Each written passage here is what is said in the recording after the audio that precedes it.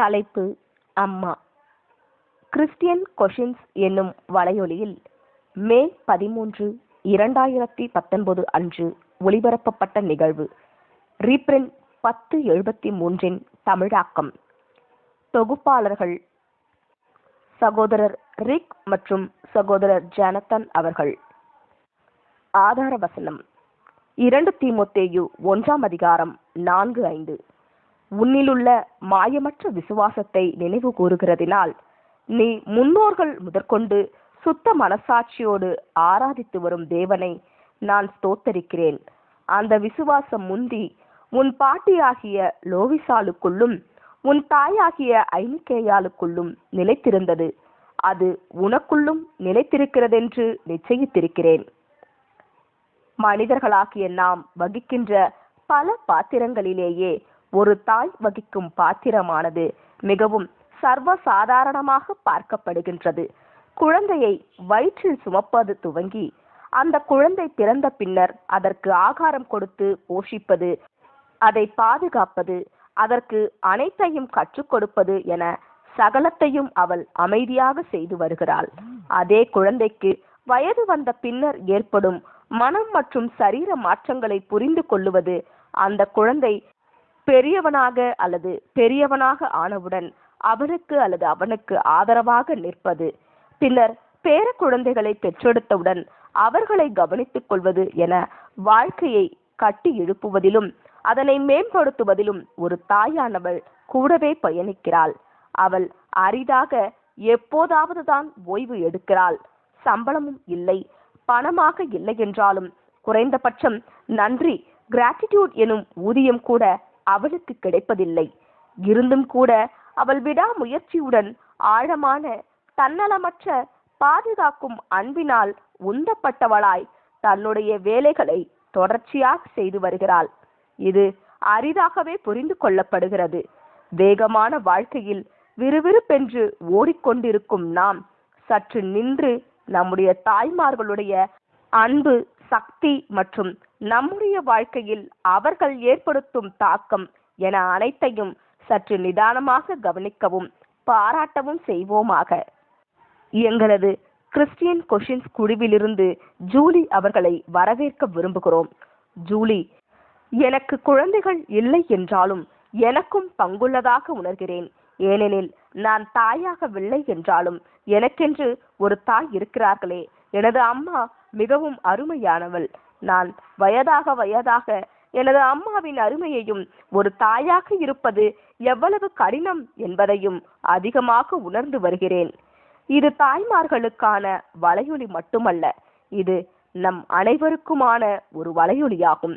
ஏனென்றால் நமது அம்மாக்களைப் போல நாமும் பிறர் வளருவதற்கு உதவவும் அவர்களை தட்டி கொடுக்கவும் தட்டி எழுப்பவும் நம்மால் முடியும். நம் அனைவருக்குமே பயன்படக்கூடிய ஒரு பாடம் என்னவென்றால், தாய்க்கு தாயாக இருங்கள் எனும் தலைப்பின் கீழ் காணலாம். அம்மாவுக்கும் உதவி தேவை. நம்மில் சரீர பிரகாரமாக தாய்மை அடையாத சகோதரிகளினால் பிறருக்கு தாயாக தாய் ஸ்தானத்தில் இருக்க முடியும். நாம் இப்போது ஒரு கிறிஸ்தவ தாய்க்கு இருக்க வேண்டிய 12 பண்புகள் பற்றி பார்க்க போகின்றோம்.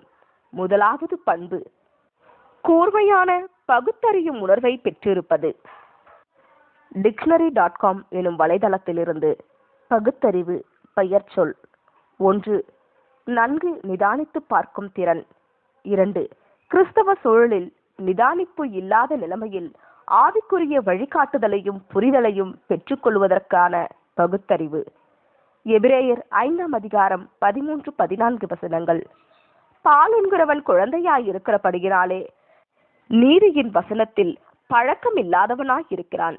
பலமான ஆகாரமானது நன்மை தீமை இன்னதென்று பயிற்சியினால் பகுத்தறியத்தக்கதாக முயற்சி செய்யும் ஞானேந்திரங்களை உடையவர்களுடைய பூரண வயதுள்ளவர்களுக்கே தகும். தாய்மைக்கான உதாரணம் மனோவாவின் மனைவியாகிய சிம்சோனின் தாய். வேதாகம பதிவானது அந்த தாயாருடைய குணத்தை நேரடியாக விவரிக்கவில்லை என்றாலும் அவரது குணத்தை பற்றிய சக்தி வாய்ந்த நுண்ணிய அறிவை நமக்கு அளிக்கிறது. அவள் நம்பகமானவள். நியாயாதிபதிகள் 13 1-24 தேர்ந்தெடுக்கப்பட்ட வசனங்கள். 1. இஸ்ரவேல் புத்திரர் மறுபடியும் கர்த்தரின் பார்வைக்கு பொல்லாப்பானதை செய்தபடியினால் கர்த்தர் அவர்களை 40 வருஷம் அளவும் பெலிஸ்தரின் கைகளில் ஒப்புக் கொடுத்தார். 2. அப்பொழுது தான் வம்சத்தானாகிய சோரா ஊரானாகிய ஒரு மனுஷன் இருந்தான். அவன் பேர் மனோவா. அவன் மனைவி பிள்ளை பெறாத மலடியாயிருந்தாள். கர்த்தருடைய தூதனானவர் அந்த ஸ்திரீக்கு தரிசனமாகி அவளை நோக்கி, இதோ பிள்ளை பெறாத மலடியான நீ கர்ப்பம் தரித்து ஒரு குமாரனை பெறுவாய். ஆதலால் நீ திராட்சப்பழமும் மதுபானமும் குடியாதபடிக்கும் தீட்டானதொன்றும் புசியாதபடிக்கும் எச்சரிக்கையாயிரு. நீ கர்ப்பம் தரித்து ஒரு குமாரனை பெறுவாய்.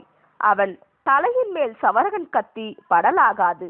அந்த பிள்ளை பிறந்தது முதல் தேவனுக்கென்று நசரேயனாயிருப்பான்.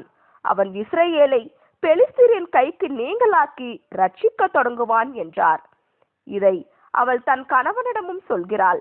மனோவாவோ தேவதூதன் மறுபடியும் ஒரு விசை தோன்றி செய்யும்படி கர்த்தரை நோக்கி விண்ணப்பம் பண்ணினான்.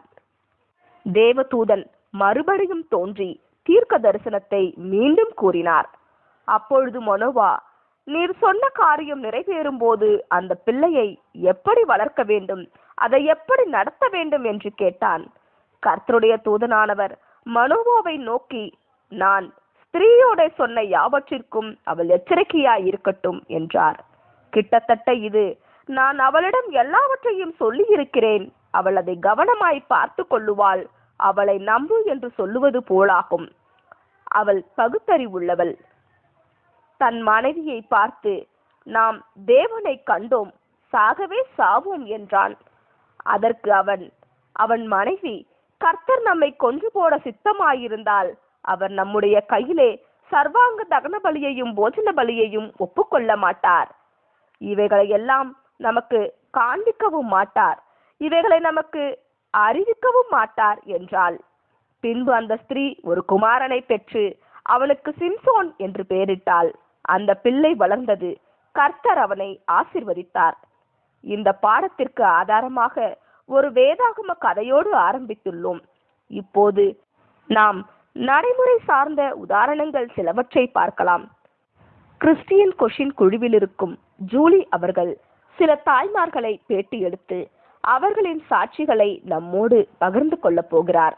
ஜூலி, என்னுடைய சிநேகிதிகளில் பலர் ஒரு தாயாக தங்கள் பாத்திரத்தை மிகவும் கருத்தூன்றிய வகையில் ஏற்றுக்கொண்டு தங்களுடைய வேலையை திறம்பட செய்து வருகிறார்கள். தாயாக திறம்பட செயலாற்றுவதில் அவர்கள் ரகசியம் என்ன என்பதை நம்முடன் பகிர்ந்து கொள்ளுமாறு அவர்களிடம் கேட்டேன். அவர்களுடைய பதில்கள் யதார்த்தமாகவும் நேர்மையாகவும் இருந்தன. இந்த தாய்மார்கள் அனைவரிடத்திலும் ஒரு விஷயம் பொதுவாக இருப்பதை என்னால் உணர முடிந்தது. அது என்னவெனில், இந்த முக்கியமான பணியை தேவனே தங்களிடம் ஒப்படைத்துள்ளார் என்பதை அவர்கள் அனைவருமே முதலில் ஒப்புக்கொண்டனர்.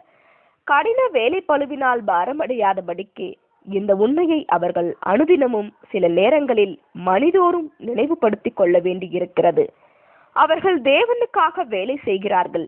இது அவர்களுடைய பங்கை அவர்களுக்கு சரியான அர்த்தத்தில் நினைவுபடுத்துகிறது. எஸ்ரா எனும் தாயாரின் மகனாகிய ஜோனத்தான் சிறு வயதிலேயே சென்சரி இன்டிகிரேஷன் இஷ்யூஸ் இருப்பதாக கண்டறியப்பட்டது.